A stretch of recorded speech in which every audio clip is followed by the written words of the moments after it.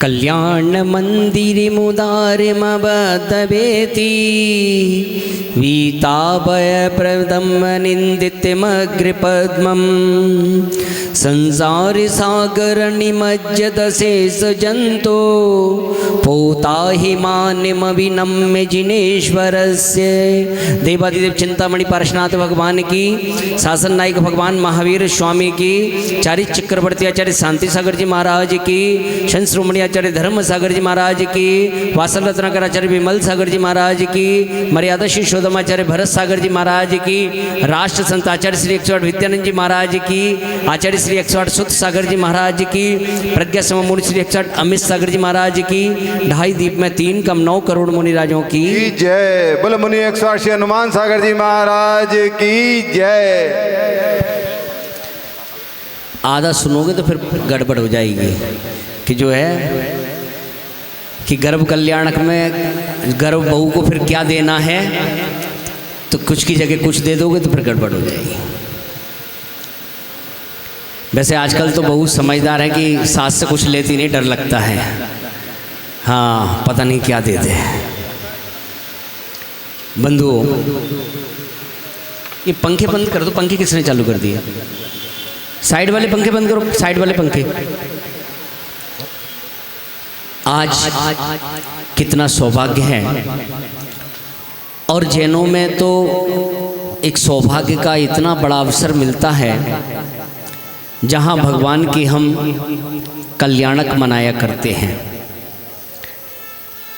22वें तीर्थंकर भगवान नेमिनाथ, जिनका जन्म सौरीपुर नगरी में होता है, और भगवान जब गर्भ में आते हैं तो गर्भ में आने पर देखिए कितनी व्यवस्था रहती है। आजकल गर्भ में बच्चा है तो महिलाएं कहाँ कहाँ डोल रही हैं, और कुछ तो ऐसी महिलाएं हैं जो कोई पूजा पाठ भी कर रहा होगा तो उसको पूजा बंद करा देंगी। गर्भ में जब बालक आता है तो तीर्थंकर जब बालक गर्भ में आने से पूर्व गर्भ का शोधन किया जाता है, और उसके लिए 8 कुमारियां आती हैं, 56 कुमारियां आती हैं, गर्भ का शोधन करती हैं। जहां माता का विचरण रहता है उस स्थान का शोधन होता है, वहां सुख शांति का वातावरण रहता है। और गर्भ में जब बालक प्रवेश करता है तो मां को पीड़ा नहीं होती, और यहां जैसे ही गर्भ में आया तो मां ने गोलियां खानी चालू कर दी। और क्या चाहिए? बेटा चाहिए। और समझ लो कि बेटा जब पैदा होता है तो मां को 250 बीमारियां लगती हैं। पहले दवाई नहीं खा रही होगी, लेकिन सोई दवाई चालू, गर्भ में आते ही दवाई चालू करा दे। लेकिन मां को किसी प्रकार की दवा की आवश्यकता नहीं पड़ती है, और ना ही मां को किसी प्रकार की पीड़ा होती है, क्योंकि तीर्थंकर का जो जन्म होता है वो पीड़ा देने के लिए नहीं, पीड़ा को हरने के लिए होता है। तो मां को किसी प्रकार की पीड़ा नहीं होती, ना गर्भ बढ़ता है, लेकिन गर्भ के अंदर बालक बढ़ता है। और जिस प्रकार से अभी यहां पर भगवान पद्मासन से बैठे हैं, ऐसे ही मां के गर्भ में पद्मासन से रहते हैं। और अभी जब बालक गर्भ में आता है तो शीर्षासन से रहता है। खोपड़ी कैसी रहती है उसकी? ऐसी सीधी रहती है? खोपड़ी सीधी रहती है और जन्म होने के बाद खोपड़ी क्या हो जाती है? उल्टी हो जाती है। तभी तो आदमी को कहते थे तुम्हारी खोपड़ी काम नहीं कर रही, उल्टी खोपड़ी का आदमी है क्या? यही उल्टी है खोपड़ी का। लेकिन भगवान की गर्भ में भी सीधी और जन्म में भी सीधी रहती है कि भगवान कि जैसे जब जन्म लेते हैं तो उनकी खोपड़ी इसी प्रकार से उल्टी जैसी वो रहती है, लेकिन उल्टी घूमती नहीं है, उनकी उल्टा काम नहीं करते। ना उनसे कोई कह सकता है कि आपकी खोपड़ी उल्टी है क्या, क्योंकि उनके द्वारा जो भी कार्य होता है वह सीधा कार्य होता है। भगवान जब गर्भ में आते हैं तो मां के परिणाम कितने निर्मल होते हैं। और आज कई बच्चे जन्म लेते ही कई बीमार पैदा होते हैं। क्यों? ये मां के कारण। मां जैसे मां के विचार चलते हैं वह संस्कार बच्चे पे पड़ते हैं। संस्कार गर्भ से प्रारंभ हो जाते हैं। अभिमन्यु गर्भ में आया तो गर्भ में ही चक्रव्यूह की रचना सिखा दी गई। और जो है देखिए कि जैसा बालक आता है वैसे वैसे मां की जो है प्रणाम भाव रहते हैं। जैसे चिल्ला के गर्भ में कुणिक का जीव आ गया तो मां के भाव खून पीने के जैसे हो गए।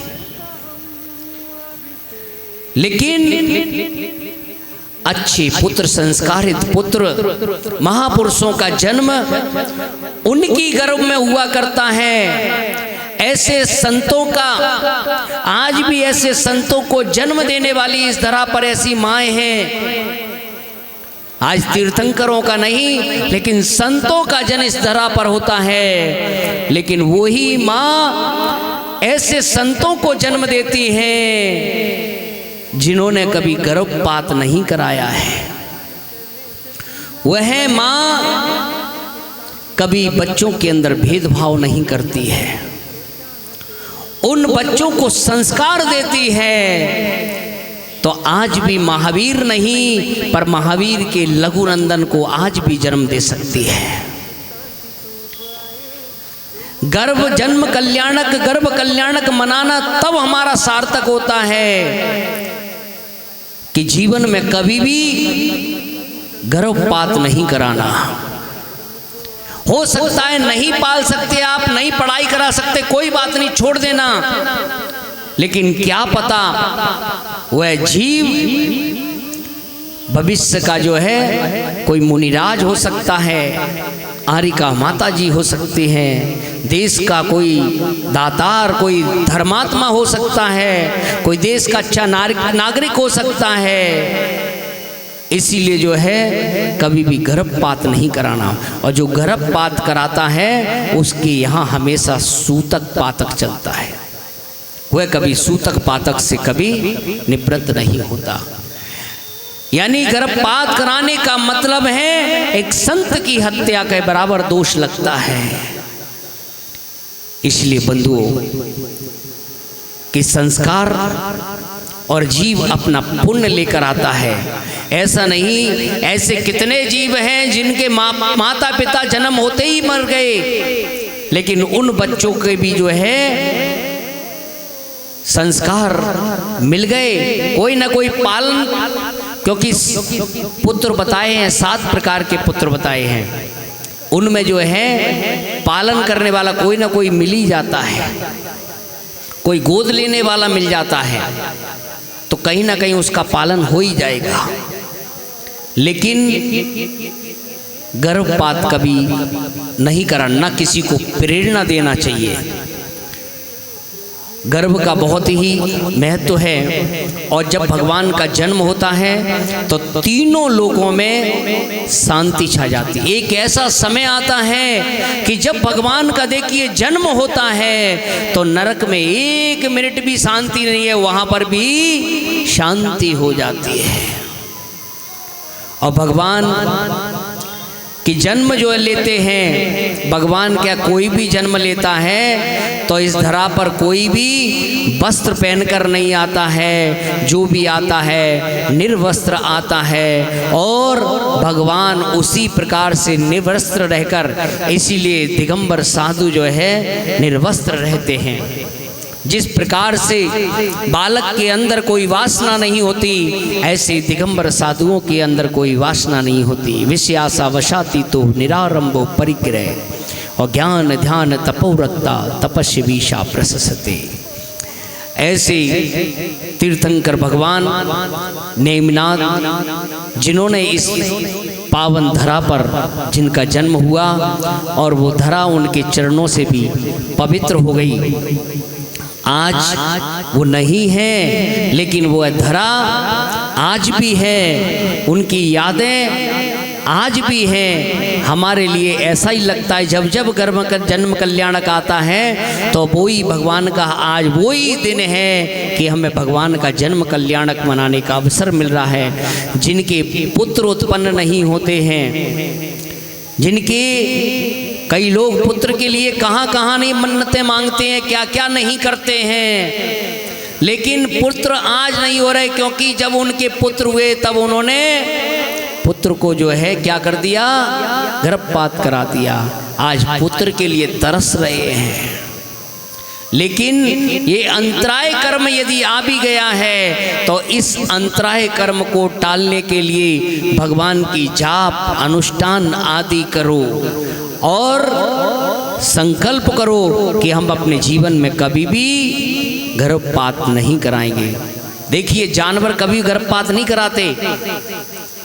नागिन जो है एक नहीं 100 बच्चों को जन्म देती है, लेकिन कभी भी गर्भपात नहीं कराती है। और यहाँ तो एक दूसरा होना ही नहीं। अरे कम से कम जो है एक ऐसा पुत्र जनो, कहाँ है कि नारी जन तो ऐसा जन के दाता के सूर मत नहीं तो रही बांजरी मत लगावे। अपनी कोख से जो है ऐसे जन्म दो पुत्र को जो मुनि बन सके। आज हम मुनीम तो बनाना चाहते हैं, लेकिन कोई माँ अपने पुत्र को मुनि नहीं बनाना चाहती। यानी आगे चल के मुनि परंपरा क्या हो जाएगी, समाप्त हो जाएगी।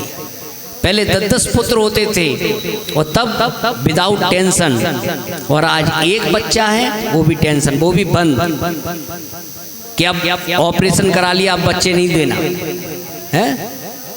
अरे एक देश के लिए, एक धर्म के लिए, एक अपने कुल के लिए ऐसे पुत्रों को आचार्यों ने वैसे नारी की प्रशंसा नहीं की, लेकिन यहाँ देखिए कि मानतुम स्वामी क्या कहते हैं कि नारी 100 नारी 100 पुत्रों को जन्म देती हैं, लेकिन तीर्थंकर जैसे बालक को जन्म देने वाली एक वो नारी है। नारी निंदा मत करो, नारी नर की खान, और नारी से ही जन्मे हैं तीर्थंकर भगवान। इसीलिए जो है कि ऐसी भावना करो कि आज तीर्थंकरों का जन्म नहीं हो सकता है, लेकिन आज हम उनके लघुनंदन ऐसे मुनियों को भी जन्म दे सकते हैं। तो ऐसे पुत्रों को जन्म दो कि धर्म की परंपरा बराबर चलती रहे और ये पंचम काल के अंत तक ऐसे पुत्र पैदा होते रहें जो इस मार्ग को जो है निर्विवाद चलाते रहें। तो बंधुओं, गर्भ कल्याणक, जन्म कल्याणक, तप कल्याणक, भगवान का जन्म और तप एक साथ होता है। जन्म के समय भी नग्न होते हैं और जो है मुनि दीक्षा लेते हैं तब भी नग्न होते हैं। ऐसे पद को धारण करने वाले तीर्थंकर भगवान जिन्होंने आज जो मार्ग चलाया है और उनके मार्ग से आज भी यह मार्ग चल रहा है। ऐसी भावना की हे भगवान कि अपने जीवन में कि ऐसे इस धरा पर ऐसे संत विचरण करते रहें, क्योंकि आज के संत ही कल के अरिहंत होंगे। धन्य है वो माँ जिन्होंने ऐसे भगवान तीर्थंकर को जन्म दिए और आगे भी जो है देते रहें। सबके लिए खूब मंगल आशीर्वाद है। ओम नमः सिद्धेभ्या। और भगवान नेमनाथ का और कल पार्श्वनाथ भगवान का देखिए जन्म तप और फिर क्या होना है, मोक्ष। तो कल जो है मोक्ष कल्याणक है। और अब की बार कितना बड़ा सौभाग्य प्राप्त हो गया कि 23 तारीख 23वें तीर्थंकर 23वां साल है और 23 दिन का विधान, 23 शांति धारा और 2323 रुपए की शांति धारा की बोली हुई 1,23,000 रुपए की बोली है। वो भी 2 बुक हो गई, एक और होनी है। उतने की एक और हो जाए तो 3 हो गई। तो देखिए कितना बढ़िया अवसर। 4 भगवान जो हैं यहाँ पर विराजमान सम्मोसरण आप लोगों ने, और विधान करता भी 123 हो गए, लड्डू चढ़ाने वाले 123, यानी सब जो है 123 ही भगवान की ऐसी कृपा हो गई। और पिछले साल यहाँ पर चतुर्मास हुआ था पूज्य गुरुदेव विहर सागर जी महाराज ने, और महाराज अधिकतर जो अपने प्रवचनों में गोपाचल पर्वत का जिक्र करते ही थे, क्योंकि उनका चतुर्मास जो है वहाँ पे हुआ था। कोरोना काल में वहीं पे रहे थे, तो गोपाचल पर्वत का जिक्र करते ही थे कि गोपाचल पर्वत इतना बढ़िया और जाना चाहिए देखने। लेकिन जो है यहाँ वालों के पास टाइम ही नहीं जाने का, तो इसीलिए जो है हमने कहा कि भाई जाएंगे तब जाएंगे, पहले इनको एक टेलर तो दिखा दो, यहाँ झलक तो दिखा दो। तो इसीलिए जो है कि यहाँ पर एक भव्य कृत्रिम अपने गोपाचल पर्वत की जो है ये रचना हुई है। और अब अपने मोबाइल खोलकर उनमें वीडियो बना के यहाँ की जितने भी आपके रिश्तेदार हैं, आपके जानने वाले हैं, जितने आप ग्रुपों में जुड़े हैं, उन सब ग्रुपों में ये सूचना भेज दो कि एक बार जो है यहाँ गुड़गांव में क्या यानी ग्वालियर है, तो ग्वालियर गुड़गांव में आ गया है गोपाचल की रचना। तो एक बार जो है यहाँ देखने के लिए जरूर आप अपने रिश्तेदार अपने जानने वालों को बुला के लाएं। सबके लिए मंगल आशीर्वाद। ओम नमः सिद्धेभ्या। चलिए जय बोलो परम पूज्य मुनिश्री 160 हनुमान सागर जी महाराज की जय।